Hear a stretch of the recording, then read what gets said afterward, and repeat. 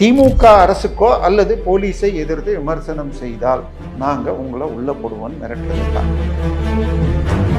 பெண் போலீஸ் அதிகாரிகள் ஒரு மூத்த அதிகாரியோடு ப்ரமோஷன் கிடைக்குதுன்னா அது அருவருப்பாக பயன்படுத்தணும். அது பேசினதெல்லாம் கொஞ்சம் கூட ஏற்றுக்கொள்ள முடியாத விஷயங்கள். இல்லை ஆஃபீஸில் கம்ப்யூட்டர்களில் 400க்கும் மேற்பட்ட பெண்களுடைய ஆபாச புகைப்படங்கள் வீடியோ இருந்துச்சு. சென்னையில் தினந்தோறும் பேசிக்கொண்டிருக்கிறவங்களை யாராவது பிடிக்கிறீங்களா? சேனலில் எவ்வளவு ஆபாசமாக அருவருப்பாக பிளவுவாதம் பேசுகிறாங்க. சைதாபேட் கோர்ட், இவர் இருக்கிற வீடு எல்லாமே சைதாபேட் கோர்ட்டில் வரும். சைதாபேட் நீதிபதி அவ்வளோ ஈஸியாக ரிமாண்டு கொடுக்கறது இல்லை அப்படின்னு இவரை எக்மோர் கொண்டு போயிட்டாங்களா? நீதிமன்றங்களே இவங்க சூஸ் பண்ணுறாங்களா? அவர் பேசியது தவறு, மிரட்டினது ஆஃபீஸ்லன்னா அதுக்கு எதுக்கு வீட்டில் நீங்கள் சர்ச் பண்ணுறீங்க? எனக்கு பிடிக்காதவங்கள நான் கைது பண்ணி சட்டத்தின் ஓட்டைகளில் விளிம்புகளில் உள்ள ஓட்டைகளால் உள்ள எத்தனை நாள் வைக்க முடியுங்கிறதான் பண்றாங்க. நான்காம் தொன்னையர்கள் அனைவருக்கும் வணக்கம். இன்னைக்கு நம்ம நிகழ்ச்சியில சிறப்பு விருந்தினர் யாருன்னு பாத்தீங்கன்னா அரசியல் விமர்சகர் தேவப்பிரியா அவர்கள் இணைந்துள்ளார். வணக்கம் சார். வணக்கம். சவுக்கு சங்கர் அவர்கள் சோசியல் மீடியால ஒரு பத்திரிகையாளரா அவரோட கருத்துக்கள் எல்லாம் முன் வச்சுட்டு வந்தாரு. நிறைய வீடியோக்கள் போட்டுட்டு இருந்தாரு யூடியூப்ல தொடர்ந்து. ஆனா இப்போ பாத்தீங்கன்னா அவரை கைது பண்ணியிருக்காங்க. ஏன் கைது பண்ணாங்க? இதோட பின்னணி என்ன சார்? இல்லை, கைது பண்ணதுக்கு சொல்லப்படுகிற காரணம் ஒரு சினிமா ஒரு ஆக்சுவலாக ஒரு 7 மாதங்கள் முன்னாக ஒரு பாரில் சண்டை நடக்குது. அதில் 2 பேரை கைது பண்ண, அதில் ஒருவர் ஒரு சினிமா நடிச்சிருக்காரு, அந்த படத்தை அவர் தான் தயாரித்தார்னு சொல்லி அந்த படம் போதை பணத்தில் வருகிறது அப்படிங்கிற மாதிரி இவர் சொல்லி இருந்தார். அந்த ஜூலை இது மே மாதம் 24 25 அந்த வீடியோ போட்டிருக்காரு. ஜூலை மாதம் அந்த தயாரிப்பாளர் போலீஸ் கம்ப்ளைண்ட் கொடுத்துட்டாராம். இது இவர் மேல அவதூறு வழக்கு. ஆமாம், சவுக்கு சங்கர் மேலே என்னுடைய படத்தை, நான் தயாரிக்கிற படத்தை வேறொருவர், அந்த படத்தில் நடிக்கிற இன்னொருவர் தயாரித்ததாகவும் முழுக்க போதை மருந்தில் தயாரிக்கப்படுகிறதுன்னு போட்டார் அப்படின்னு அப்போ கம்ப்ளைண்ட் கொடுத்துட்டாராம். அப்போ படம் முடிக்காத படத்தை இப்போ முடிச்சுட்டு ரிலீஸ் பண்ணுறதுக்கு முன்னாடி போய் இவர் பேசினாராம்.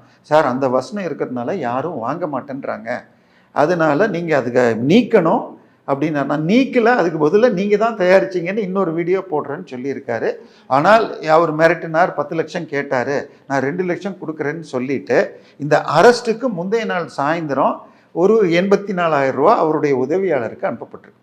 90,000 ரூபாய் அவர்கிட்ட வேலை பார்க்குறவங்களுக்கு. அவங்க யார்கிட்டையோ என்னடா வருதுன்னு சொல்லிட்டு ரீசெண்ட் பண்ண பார்த்தா வந்ததை திருப்பி அனுப்ப பார்த்தால் போகலையா. அதுக்குள்ளே அவங்க எதையோ மாற்றிட்டாங்க, ரீசெண்ட் ஆகலை. சரி, காலையில் பார்த்துக்கலாம் அப்படின்னு பெண்டிங் வச்சுட்டாங்க. காலையில் 6 மணிக்கு என்னமோ வீட்டுக்கு வந்துட்டார். அவர் வீடியோ போட ஆரம்பிச்சிட்டார், என்ன அரெஸ்ட் பண்ணுறாங்க. இதில் 2 பிரச்சனைகள். என்ன, யாரோ பணம் கொடுத்தா இன்னைக்கு ஜிமெயிலில் வாங்குறது, ஜிபேயில் வாங்குறதே கூட ரைட்டாக பயமாக இருக்குது. ஸோ இப்போ இந்த கம்ப்ளைண்ட்டை எடுத்து பண்ணுறதாக இருந்தால் எப்போ பண்ணியிருக்கலாம்? ஜூன் மாதமே பண்ணியிருக்கலாம். ஜூலை 1 கம்ப்ளைண்ட் கொடுத்தாருன்னு சொல்கிறாங்க. ஸோ இன்னொன்று, சவுக்கு சங்கரை பொறுத்த வரைக்கும் அவர் தினமும் கிட்டத்தட்ட 1லேருந்து 1.25 மணி நேரம் வீடியோ போடுறார். நான் 100க்கு 80% டபுள் ஸ்பீடில் போட்டு பார்த்துருவேன். அதில் அவர் ஒரு மணி நேரத்தில் 50 நிமிடம் பெரும்பாலும் Dinamalar, Times of India, Express, DD next போன்ற பத்திரிகை செய்தியை தான் பேசுவார். ஆனால் ஒரு 10 நிமிடம் கோர்ட்டில் நடந்த விஷயங்களோ அல்லது போலீஸ் தரப்பு சில விஷயங்களையோ சொல்லுவார். அப்படி சொல்லும்போது சில நேரங்களில் சென்னை கமிஷனரை பர்சனலாக தாக்கி சில விவரங்களை சொல்கிறார். அவர் பினாமி சொத்து நிறைய வச்சுருக்கார். அவர் மனைவியும் ஒரு IRS ஆஃபீஸர். ஸோ அவருக்கு யாரோ ஒருத்தர் பினாமி. அவர் ஏற்கனவே ஒரு வழக்கில் கைதாகி அவருடைய ஐடியே மாற்றிட்டு இப்போ வேறு ஆதார் கார்டு வாங்கிட்டு அவருக்கு இவர் வெளிநாட்டுக்கு போகிறதுக்கு பாஸ்போர்ட் வாங்கி கொடுத்தாரு. இந்த மாதிரிலாம் பல அலிகேஷன்ஸை வச்சுருக்காரு. இது தனிப்பட்ட முறையில் தாக்குதல். ஆனால் அதற்காக நீங்கள் அவரை கைது செய்வதாக இன்னொன்று, கைதுங்கிறதே ஒன்று புரிஞ்சுக்கணுமா? சட்டம் என்ன சொல்கிறதுனா, உச்சநீதிமன்ற தீர்ப்புப்படி ஒருவரை கைது செய்யணும்னா நீங்கள் எந்த பிரிவில், ஐபிசியோ இல்லை இன்னைக்கு இருக்கிற BRSலையோ எந்த பிரிவில் போடுறீங்களோ அதில் 7 வருஷத்துக்கும் அதிகமான தண்டனை வந்தால்தான் ஒருவரை கைது பண்ண முடியும். என்ன மிரட்டினார், பணம் கேட்டார்னு சொல்கிறதெல்லாம் 7 வருஷத்தில் வராது. ஸோ இப்போ இந்த கைது திட்டமிட்டு எதுக்காகவோ அவர் இப்படி பேசுகிறாருங்கிறத இந்த ப்ரொடியூசர் வழக்கு தான் சொல்லப்படுறது. இதை தாண்டி இந்த போன முறை கைதுக்கும் இப்போ இருக்கிற வரைக்கும் நடுவில் மேலும் 20 வழக்குகளை போட்டிருக்காங்க. 20க்கு மேலே வழக்கு போட்டிருக்காங்க. இப்போ என்ன பண்ணுவாங்கன்னா, 1ல் ஜாமீன் வாங்கினா இன்னொன்றில், அதாவது ஒரு வழக்கில் ஒருத்தரை ஜாமீன் வச்சு கைது பண்ணால் இவங்க பயங்கர ஸ்ட்ரிக்டாக போலீஸ் ஆர்கியூ பண்ணால் கூட 90 நாளைக்கு மேலே வைக்க முடியாது. ஆனால் இதே மாதிரி ஒரு யூடியூபர் வாராகின்னு சொல்லிட்டு அவர் வழக்கறிஞராகவும் இருந்தவர்.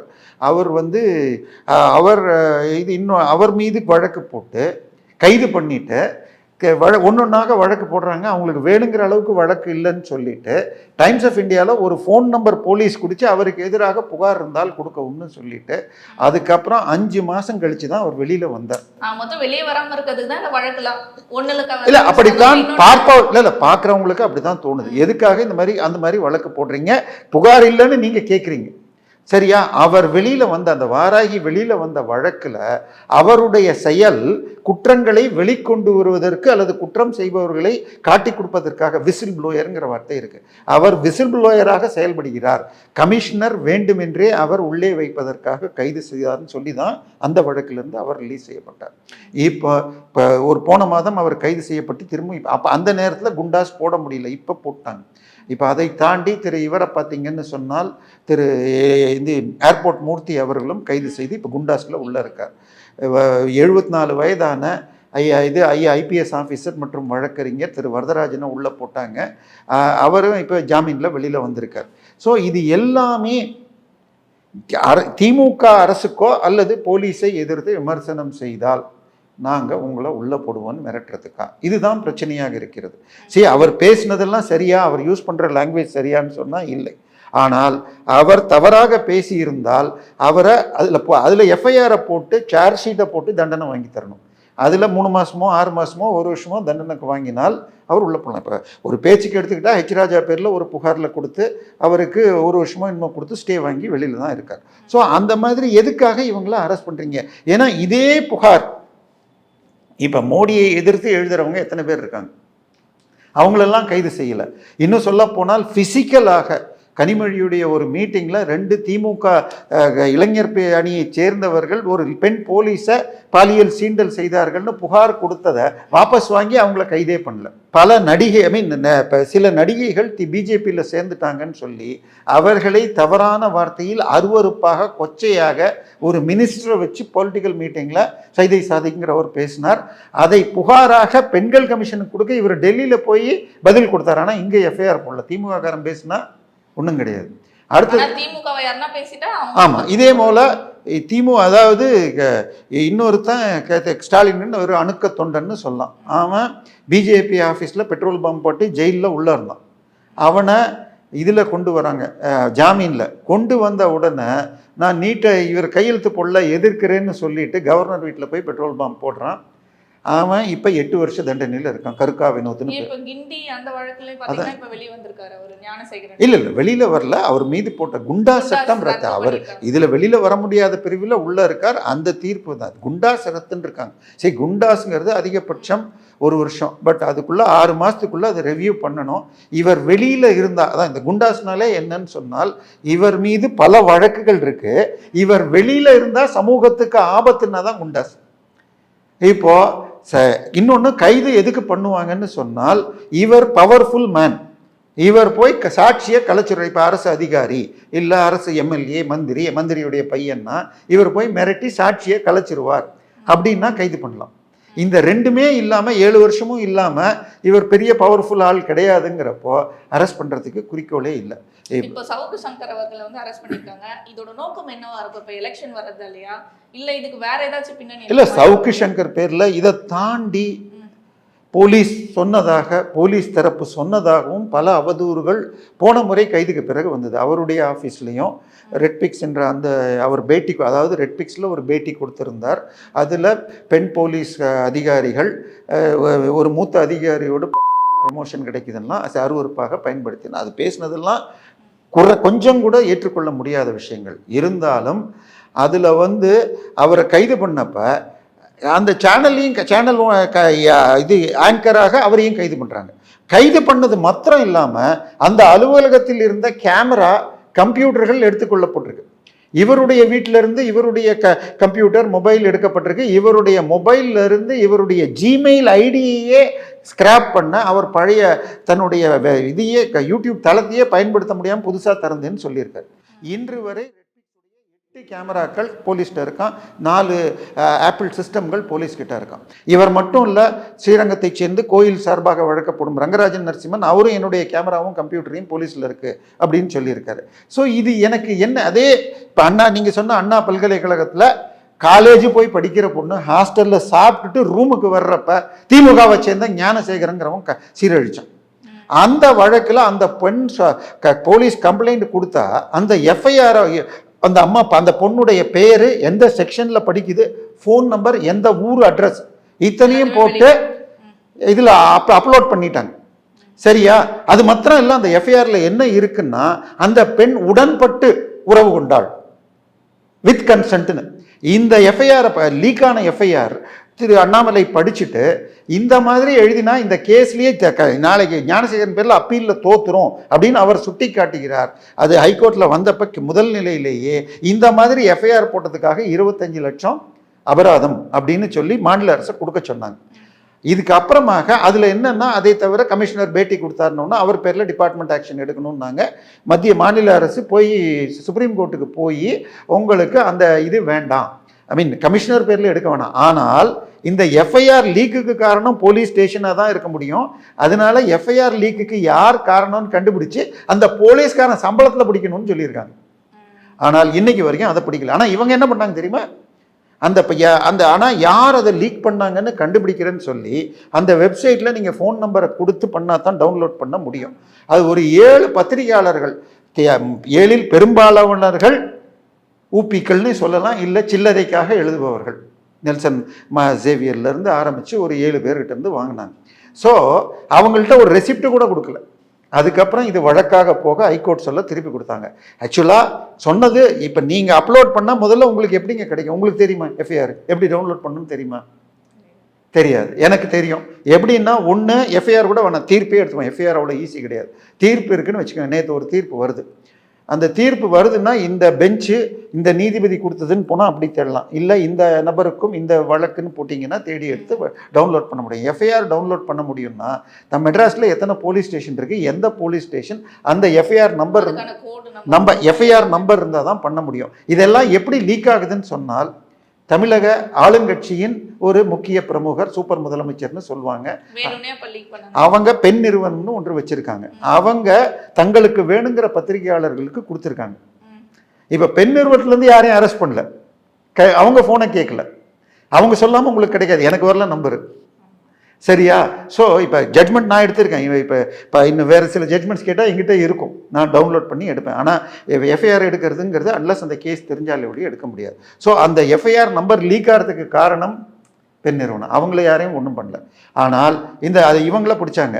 ஆனால் இன்னொன்றுமா, இப்போ நீங்கள் என்ன பேட்டி எடுக்கிறீங்க, நீங்கள் இதில் ஏதோ நான் தவறாக பேசிட்டேன், இல்லை எடிட் பண்ணணும் போட வேண்டாம்னு நீங்கள் டிசைட் பண்ணிவிட்டு நீங்களும் உங்கள் பாஸ்ட்டையும் சொல்லிட்டீங்க. ஆனால் அப்லோட் ஆகிடுதுன்னு வச்சுக்கோங்க. எத்தனை பேர் பண்ணியிருக்க முடியும் உங்கள் ஆஃபீஸில்? 2 பேரோ 3 பேரோ, யார் அந்த ஆங்கர்ஸ், யார் அந்த சிஸ்டத்தில் பாஸ்வேர்டு வச்சுருக்காங்க. இப்போ அந்த போலீஸ் ஸ்டேஷனில் அந்த கேஸ் போன வருஷம் அது என்ன அன்றைக்கி நடந்தது, கிட்டத்தட்ட டிசம்பர் 28 நடந்தது. இந்த டிசம்பர் வந்துச்சு, 1 வருஷம் ஆச்சு. இன்னைக்கு வரைக்கும் எந்த போலீஸ் அப்லோடு பண்ணான்னு கண்டுபிடிக்கலையா? ஸோ இந்த அரசாங்கம் முழுக்க சில அதிகாரிகள் நடத்தி கொண்டிருக்கிறார்கள். திமுக எதிர்ப்பாளர்களை மட்டும் கைது பண்ணுறாங்க. கஸ்தூரி மேடம் ஏதோ நடிகை கஸ்தூரி பேசினாங்கன்னு இங்கேருந்து 3 பறக்கும் படை இதிலேருந்து ஹைதராபாத்லேருந்து பிடிச்சிட்டு வந்தாங்க. அதன் பிறகு பார்த்தீங்கன்னு சொன்னால் ஜான் ரவி என்ற ஒரு திமுக பிஜேபி ஆதரவாளர் அஹமதாபாத்லேருந்து போய் பிடிச்சிட்டு வந்தாங்க. டெல்லியிலேருந்து பிடிச்சிட்டு வந்தாங்க. மகாவிஷ்ணுன்னு ஒருத்தர் பேசினதுக்காக ஆஸ்திரேலியாவிலேருந்து வந்தவர் ஏர்போர்ட்லேருந்து 200 பேர் பிடிச்சிட்டு வந்தாங்க. ஆனால் சென்னையில் தினந்தோறும் பேசி கொண்டிருக்கிறவங்களை யாராவது பிடிக்கிறீங்களா? சேனலில் எவ்வளவு ஆபாசமாக அருவருப்பாக பிளவுவாதம் பேசுகிறாங்க. அதான் அவருமே மென்ஷன் பண்ணிட்டார், ஒரு கருத்தை தெரிவிக்கிற எங்களை பிடிக்கிற இந்த திமுக அரசு தப்பு பண்ணுறவங்களையும் பிடிக்கும். இல்லை, அது நான் தான் சொல்கிறேன்ல, இவருடைய பேச்சை நியாயம் செய்ய முடியாது. இப்போ நான் இன்னொன்று சொல்ல வந்தேன். இவர் கைதாகி ஜாமீனில் வருவதற்கு முன் இல்லை வந்த பிறகாக சில திமுக ஆளுங்கட்சிக்கு நெருக்கமான பத்திரிகையாளர்கள் இவருடைய வீட்டில் ஆஃபீஸில் கம்ப்யூட்டர்களில் 400க்கும் மேற்பட்ட பெண்களுடைய ஆபாச புகைப்படங்கள் வீடியோ இருந்துச்சு. அவங்க ஆஃபீஸில் ஒரு ட்ரெஸ் சேஞ்சிங் ரூம் இருக்குது, அந்த ரூமில் கேமரா வச்சு அந்த பெண்களை வச்சு அதை வச்சுக்கிட்டு அந்த பெண்களை மிரட்டி பாலியல் வன்கொடுமை செய்யப்பட்டிருக்கு. இந்த வீடியோலாம் இருக்குது, 400 வீடியோ இருக்குது அப்படின்லாம் ஒரு பத்திரிகை 2-3 பத்திரிகையாளர்கள் பேசின வீடியோக்கள் இன்றைக்கும் அந்த பத்திரிகையாளர் ஒரு திமுக கட்சியின் பிரமுகருடைய மகன் இப்படி பலர் பேசியிருக்காங்க. இப்போ அதுலலாம் ஏன் வழக்கு போடல? இப்போ போலீஸ் சொல்லாமல் அது வர முடியாது. இல்லை இவர் சொன்னது அவருக்கு எய்ட்ஸ் இருக்குது, இன்னும் என்னென்னமோ பரப்புனாங்க. அதை தவிர அவரும் சில சொத்துக்களை வாங்கியிருக்காரு. ஐ மீன் வெளிப்படையாக வந்து முன்னாடி கூட அந்த அபார்ட்மெண்ட் எப்படி வாங்குனீங்க, அதான் 2 சொத்துக்கள் வெளிப்படையாக வந்த சொத்துக்கள். ஒன்று வந்து வெஸ்மாம்பலத்தில் ஒரு வீடு வந்து மாலதி பேரில் வாங்கினாங்க அப்படின்னா அது ஒரு 1.25 கோடிக்கு ரெஜிஸ்டர் பண்ணாங்க. அது சந்தை விலை 4 கோடி வரும். பட் இப்போ இருக்கிற அவர் குடியிருக்கிற வீடு நேற்றுக்கு போய் இடிச்சு பண்ணி உடச்சி இது பண்ணாங்களே, அந்த வீடு ஒரு 1.5 கோடிக்கு என்னமோ மாலதி பேரில் வாங்கியிருக்காங்க. அது மார்க்கெட் வேல்யூ தான், ஏன்னா அந்த இடத்துல அந்த மதிப்பு தான் அது. இப்போ இவரும் போலீஸ் வந்துட்டான்னு வச்சுக்கோங்க, சட்டப்படி உங்களுக்கு இது கொடுத்த சார்ஜ் ஷீட் கொடுத்தாமே என்ன இது கொடுத்தா தான், வாரண்ட் கொடுத்தா தான் நீங்கள் வக்கீல் பார்த்துட்டு உங்களுக்கு அரெஸ்ட் பண்ணலாங்கிறது சட்டம். ஆனால் வர்ற போலீஸ் எல்லாருக்கும் முழு சட்டமும் தெரியணும் இல்லை. இத்தனைக்கும் வக்கீல் வந்திருக்காங்க. இவர் திறக்காமல் 5 மணி நேரம் பண்ணிவிட்டு தன்னுடைய ஃபோட்டோஸ் ஃபோட்டோ இது ட்ரோனை வச்செல்லாம் வெளியில் ஃபோட்டோ எடுத்தாருன்னு சொல்கிறாங்க. இதையெல்லாம் போட்டுக்கிட்டு இருந்தாரே தவிர திறக்காமல் அதுக்கப்புறம் ஃபயர் சர்வீஸை கூப்பிட்டு உடச்சி எடுக்கிறலாம். இது என்னன்னு எனக்கு புரியல. அதுக்கப்புறம் இல்லை, அதை தாண்டி வீட்டுக்குள்ளேயும் போய் அவருடைய மொபைலையோ அதை எடுக்கணும்னு இதெல்லாம் உடைச்சிருக்காங்க. கேஷ் எடுக்கிற வீடியோக்கள்லாம் வெளில வருது. இதெல்லாம் என்னன்னு எனக்கு தெரியல. சரி, அவர் பேசியது தவறு, மிரட்டினது ஆஃபீஸ்லன்னா அதுக்கு எதுக்கு வீட்டில் நீங்கள் சர்ச் பண்ணுறீங்க? சரி, அவர் ஏதாவது ஆயுதங்கள் வச்சுருக்காரா, இது வச்சுருக்காரா? இதில் இந்த மாதிரி ஒரு விஷயம் போகிறவங்க வீட்டுக்குள்ளே எல்லாத்தையும் சர்ச் பண்ணுறது, இது அவங்களுடைய லேப்டாப் கம்ப்யூட்டர் வாங்குறது, இதை எதிர்த்து உச்சநீதிமன்ற தீர்ப்பு இருக்குது. இன்றைக்கி என்னுடைய பிளாகில் கூட அதை எடுத்து நான் போடுறேன். உச்சநீதிமன்றம், கர்நாடகா ஹைகோர்ட் 2 தீர்ப்பு இருக்குது. ஸோ இது மாதிரி யாருடைய ஃபோனையுமே எடுக்கக்கூடாது. இப்போ அவர் எப்படி சார் இப்போ போயிருக்காரு உள்ள, வரதுக்கு வாய்ப்பு இருக்கா இந்த தண்டனைன்றது? இல்லை, நேற்றைய தினம் 15 நாளைக்கு ரிமாண்ட் கொடுத்துருக்காங்க. இப்போ இன்னைக்கு நாளைக்கு இவங்க எனக்கு போலீஸ் கஸ்டடி வேணும் அப்படின்னு கேட்பாங்க. போலீஸ் கஸ்டடி கொடுப்பாங்களா இல்லையா நமக்கு தெரியாது. அதுக்குள்ள இன்னும் மேலே எஃப்ஐஆர் போட்டு கைது பண்ணுவாங்களா? நிறைய வதந்திகள் வந்துட்டு இருக்கு. அவங்கள வந்து நிறைய ஸ்கெட்ச் போட்டுட்டு இருக்காங்க, அவரை தாக்குறதுக்கானயோ இல்ல அவரை வந்து அழிக்கிறதுக்காக நிறைய பிளான். இல்லைம்மா, இதில் 2 விஷயம் இருக்குமா. ஒன்று, யூடியூபுகளை பொறுத்த வரைக்கும் தலைப்பு என்ன வச்சா ஓடுங்கிறதுக்காக அவர் உயிரோடு வருவாரா, கொல்லப்படுவாரா, உள்ளேயே என்கவுண்டர் செய்யப்படுவாரா, என்னென்னமோ போடுறாங்க. நான் அதுக்குள்ளெல்லாம் போக விரும்பலை. பட் அவர் வெளியில் வருவாருங்கன்னா ஜாமீன் கிடைக்கணும். இப்போ ஜாமீன் கிடைக்கிறதுக்கு என்னென்ன தடை இருக்கலாம்னா மாற்றி ஒரு வழக்காக போடலாம். ஸோ அதை வச்சு டிலே பண்ணலாம். இன்னும் சொல்ல போனால் கிட்டத்தட்ட சைதாப்பேட் கோர்ட், இவர் இருக்கிற வீடு எல்லாமே சைதாப்பேட் கோர்ட்டில் வரும். சைதாப்பேட் நீதிபதி அவ்வளோ ஈஸியாக ரிமாண்டு கொடுக்கறதில்ல அப்படின்னு இவரை எக்மோர் கொண்டு போயிட்டாங்களா? நீதிமன்றங்களே இவங்க சூஸ் பண்ணுறாங்களா? இதெல்லாமும் பிரச்சனையாக இருக்குது. ஆதம்பாக்கத்துலேருந்து போலீஸை கூட்டிகிட்டு போனாங்கன்றாங்க. இது எல்லாமே யார் தமக்கு கட்டுப்படும் அதிகாரிகள், கட்டுப்படும் நீதிபதின்னு கொண்டு போகிறாங்களா? ஏன்னா திரு பத்ரி சேஷாத்ரின்னு அந்த கிழக்கு பத்திரிகை உரிமையாளர் கைது செய்த பொழுது அந்த கைதை பற்றி ஹைகோர்ட் மூத்த நீதிபதி, அந்த நீதிபதி திருப்பி போய் வக்கீல் கிளாஸ் படிக்கணும் சட்டத்தை. ஏன் இவங்களுக்கு போலீஸ் மேலே சொல்கிறாங்கன்னா கைது பண்ண வருவாங்க. பட் ரிமாண்ட் பண்ணுறது ஒரு மாஜிஸ்ட்ரேட் சொன்னால் தான். ஏன் நீங்கள் கொடுக்குறீங்க? இது இப்போ ஒரு யூடியூப்பில் பேசுகிறதுக்கோ கருத்து சொன்னதுக்கோ பண்ண வேண்டாம்னு பல 100 தீர்ப்புகள் இருக்குமா. பட் சவுக்கு சங்கரை நான் எந்த விதத்திலையும் நியாயம் செய்யலை. அவர் பேசுவதில் குறிப்பிட்ட தனிப்பட்ட அதிகாரிகள் மீது ஆதாரங்கள் இல்லாமல் சொல்கிறார். கேட்டால் எங்கிட்ட ஆதாரம் இருக்குன்னு சொல்கிறார். பட் கொடுக்காத வரைக்கும் நம்ம எடுத்துக்க முடியாது. ஸோ திமுக முழுக்க இதில் என்னென்னா இவரை 15 நாள்லேருந்து 1 மாதம் மினிமம் வைக்கிறாங்க. குண்டர் சட்டம் போட்டால் குறைஞ்சபட்சம் 6 மாதம் ஆகும். இப்போ எனக்கு தெரிஞ்சு இவர் இல்லை, அதான் இல்லை, அது எக்ஸ்ட்ரீம். அதான் சொல்றேன், குண்டர் சட்டம் போட்டால் 6 மாதம் ஆகும்னா எலெக்ஷன் முடிஞ்சிடும். குண்டர் சட்டம் போடலை, ஒரு 30லேருந்து 45 நாள் போடுறாங்கன்னு வச்சுக்கோங்க. அப்படி போட்டு வெளில வந்தால் கண்டிஷனில் எதுவும் பேசக்கூடாதுன்னு சொல்லிடுவாங்க. அப்பயுமே கூட எலெக்ஷன் நெருங்கிடும். வெளில வந்தாலுமே பேசக்கூடாது. இல்லை, சட்டம் அப்படிதான் இருக்கு. இந்த வழக்கு பார்த்தீங்கன்னா இந்த துப்புரவு தொழிலாளர்களுக்கு அந்த முதல்ல இதில் இது உட்கார்ந்துருந்தாங்க இல்லையா, மூர் மார்க்கெட் கிட்ட, ரிப்பன் பில்டிங் கிட்ட, அந்த இடத்துல உட்கார்ந்துருந்தப்ப அவர்களை மட்டும் இல்லாமல் 6 லாயர்களையும் அரெஸ்ட் பண்ணாங்க. இந்த லாயர்களுக்கு அடுத்த நாள் ஜாமீன் கொடுத்தப்ப நீங்கள் இதை பற்றி பேசக்கூடாதுட்டாங்க. அவங்க இப்போ பேசுகிறத விட்டுட்டாங்க. ஸோ உங்கள் வாயை அதுக்கப்புறம் 15 நாள் கழித்து நீங்கள் போய் எனக்கு எக்ஸம்ஷன் கேட்கலாம், கொடுக்காம இருக்கலாம். ஸோ இந்த ஆட்சி இருக்கப்போ எப்படி இருக்கும்? அவருடைய பேச்சை அது மாத்திரம் இல்லை, ஒன்று அவர், இன்னொன்று இப்போ ஒரு பேச்சுக்கு நம்மளை போல இப்போ இது எதுக்கு இந்த ரிஸ்க், நம்ம ஆளுங்கட்சிக்கு ஆதரவாகவே பேசிட்டு போகணும்னு எல்லா சேனலும் வந்துடலாங்க. அந்த பயம் வரணும், அந்த பயம் வரணும். நாங்கள் நினைச்சா யாரை வேணா பண்ணலாம். ஒன்று வாராகியாக இருக்கட்டும், சவுக் சங்கராக இருக்கட்டும், தனிப்பட்ட முறையில் கமிஷனரை சில இது சொல்லியிருக்காங்க. பட் வாராகி என்னை பொறுத்த வரைக்கும் நான் ஒரு முறை அவர் 2 சேனலில் சந்திச்சப்ப அவர் எப்பயுமே அடுக்கி வச்சிருப்பார், இவ்வளவு எஃப்ஐஆர் நான் வச்சிருக்கிறேன், இவ்வளவு ஆர்டிஐயில் போட்டு வச்சிருக்கேன்னு அப்படின்னு சொல்லுவார். அதனால அவங்க ஆதாரத்தோடு இருந்தால் அவர்களை போட விடாமல் தடுக்கிறாங்களா, இது என்னன்னு தெரியணும். ஸோ இப்போதைக்கு இது நிச்சயமாக அரச பயங்கரவாதம். எனக்கு பிடிக்காதவங்கள நான் கைது பண்ணி சட்டத்தின் ஓட்டைகளில் விளிம்புகளில் உள்ள ஓட்டைகளால் உள்ள எத்தனை நாள் வைக்க முடியுங்கிறதான் பண்ணுறாங்க. இது சட்டத்திற்கு எதிரானது. ஒரு தினத்துக்கு பார்ப்போம் சார். நன்றி.